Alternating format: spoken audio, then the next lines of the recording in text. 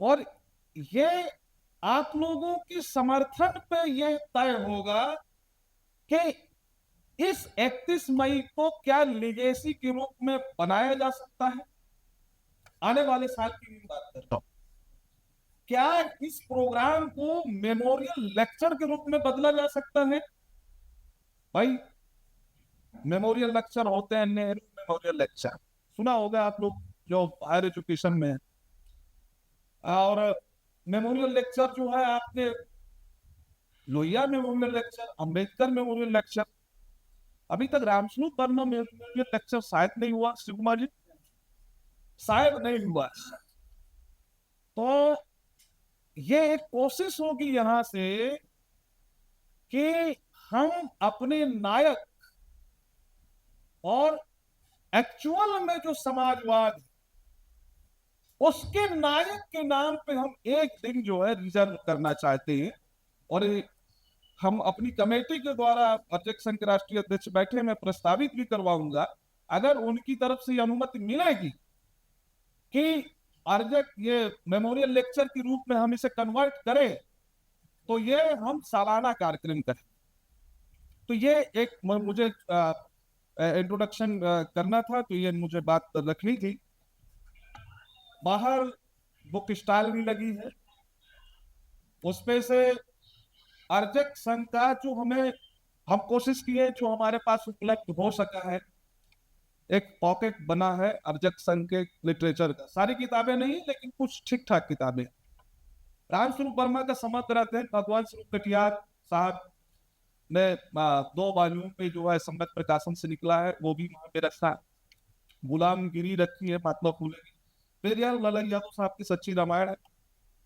और हम जो मैगजीन निकालते हैं करंट एजेंडा, उसकी भी प्रति रखी, और भी बहुत सारे जो है किताबें राष्ट्रीय अंतर्राष्ट्रीय स्तर पर रखी। एक और मैं सूचना दूं, जो बुक स्टॉल में एक महत्वपूर्ण चीज रखी है, वो वो अभी 2 पोर्ट्रेट आएंगी। वो 2 पोर्ट्रेट जो है साहू जी महाराज के ऊपर पहला उपन्यास लिखा गया है। साहू जी महाराज को लेके अभी तक हम क्या जानते हैं, और जनवाया कौन है। जनवाया बामसेफ है, नो डाउट क्रेडिट देना चाहिए, और डीएसपी के मूवमेंट से। लेकिन जनवाया है राजनैतिक रूप से।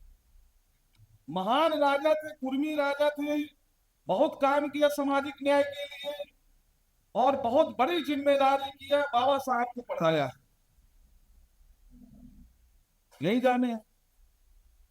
लेकिन बेसिकली सामाजिक न्याय और आरक्षण की बुनियाद रखने के बीच में उनके उनके ऊपर क्या क्या समस्याएं आई हैं, क्या ऐसे रोल मॉडल बने हैं, उसको लेकर संजीव, जो हिंदी साहित्य के विद्यार्थी या प्रोफेसर लोग हैं, वो संजीव का नाम जानते हैं। आधुनिक समय में सबसे बड़े कहानीकार हैं। ज्ञानपीठ, साहित्य अकादमी सब कुछ मिल चुका है। बेड रिडन है, तबीयत खराब रहती है उनकी। प्रत्यंचा नाम का जो है उपन्यास लिखा है उन्होंने, और वो उपन्यास यहाँ पे उपलब्ध है, जिसकी पॉकेट अलाउ करे। ज्यादातर लोग इस पे कर्मचारी, अधिकारी और भी जो लोग हैं, एक्टिविस्ट है, थोड़ा सा पैसा खर्चा करना चाहिए।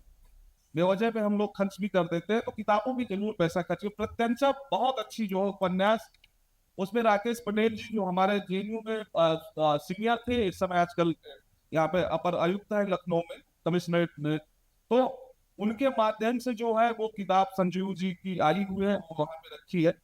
तो कुल मिला के ये पढ़ने लिखने का और बेसिक जो बुनियाद है, मतलब पॉलिटिकल पावर की जो बुनियाद है, मार्क्स ने बोला है कि बेस और सुपर स्ट्रक्चर, आधार और अधिरचना। तो मार्क्स की जो बात है उसको ग्रामसी ने तोड़ा था। बोला कि बेस और सुपर स्ट्रक्चर से काम नहीं चले, उसमें जो कल्चर का काम है, सॉफ्ट पावर है, वो बहुत महत्वपूर्ण है। भाई, बहुजन चिल्लाना और बहुजन संस्कृति को स्थापित करना, दोनों में जमीन आसमान का अंतर। बिना बहुजन संस्कृति, जिसको अगर बड़े फलक में देखोगे तो वो अर्जक संस्कृति, बहुजन संस्कृति अर्जक संस्कृति का छोटा पार्ट। अर्जन करने वालों की संस्कृति, उसके बारे में मैं अभी आधिकारिक विद्वान नहीं, माननीय शिव कुमार भारती जी और लाल रत्नाकर जी आएंगे, वो की बात रखिए।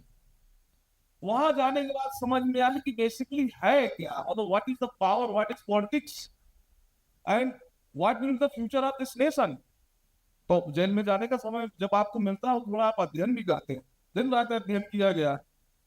तो शिव कुमार जी मेरे एक मित्र हैं, उन्होंने मुझे पूरा आर्थिक संघ का लिटरेचर जो है जेल के अंदर पहुंचाया। और वो कोरोना का पीक टाइम था, उसमें कोई मुलाकात नहीं होती थी, लेकिन किताबें पहुंचती थी।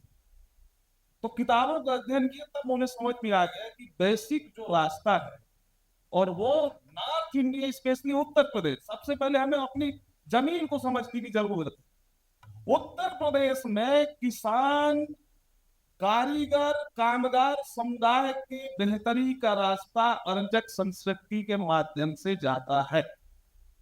इस चीज को जितना जल्दी आप समझ लें, जो नई पीढ़ी मेरे से उम्र में बड़े हैं उनको सम्मान नहीं, अब मालूम हो के भी इस पद्धति को, संस्कृति को नहीं अपनाते, तो उनके अपने हित है, उस पर मैं नहीं जाऊंगा, सबके अपने जीवन है, सबका अपना अपना हित होता है।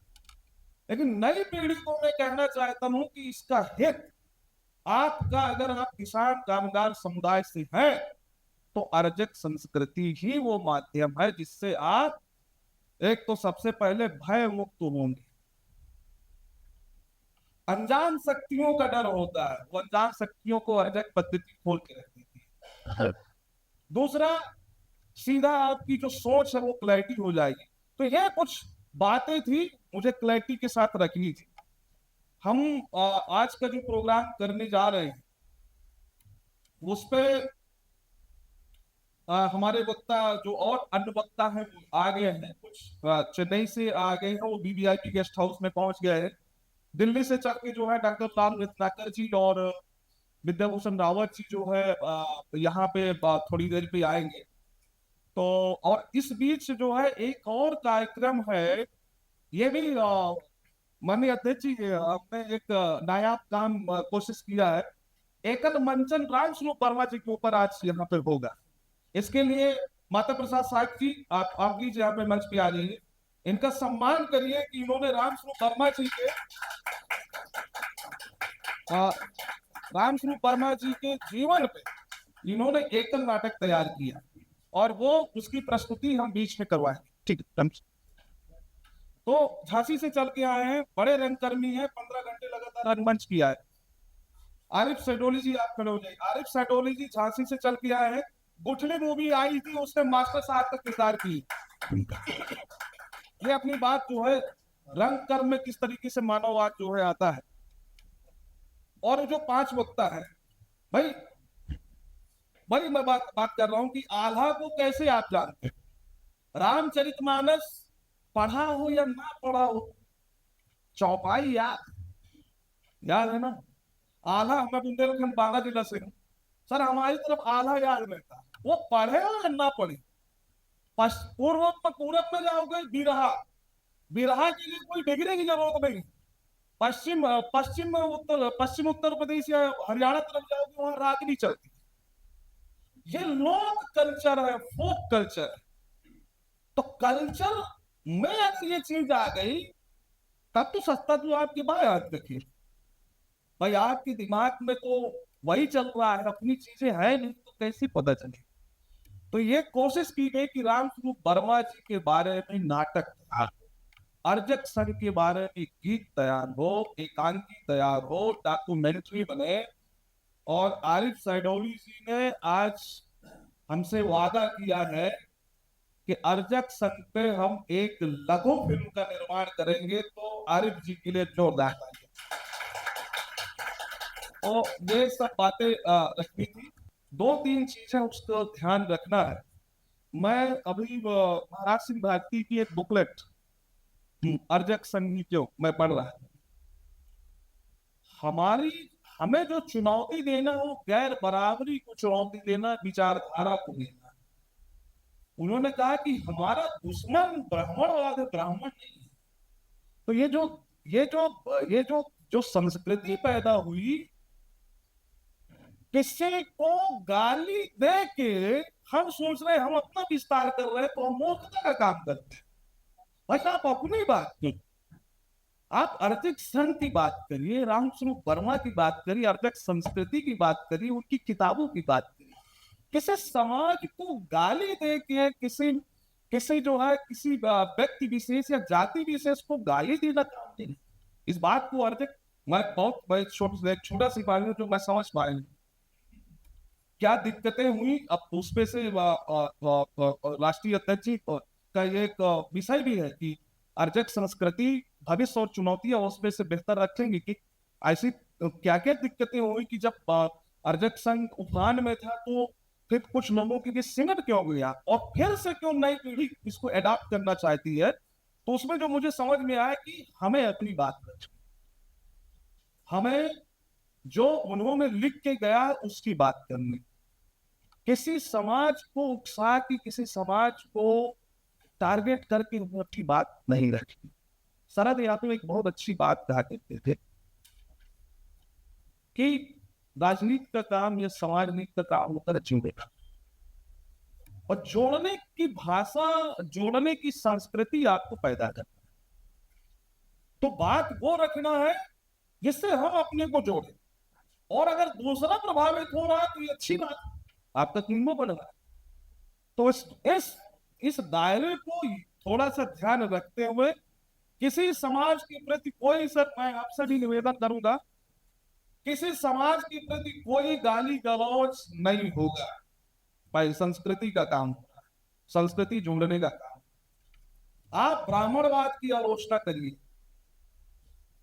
क्योंकि वो सिस्टम जातिवाद की आलोचना करिए, लेकिन उसमें और भी स्पष्ट लिखा है महाराज सिंह भारती ने कि हाँ हम ईश्वर का जो बहस है हम उस पर नहीं जाना चाहते, लेकिन जो पाखंड और कर्मकांड है हम उसके अस्तित्व को नकारते। ये मेरी बात नहीं, महाराज सिंह भारती की बात। हम ऐसे विषय क्यों ही उठाए जिसमें जो है जिसका कोई अंत नहीं, हम पहले अपनी बात करें। तो इसी बात के साथ मुझे जो इंट्रोडक्टरी पार्ट रखना था मैं अपनी बात रखता हूँ। शुक्रिया।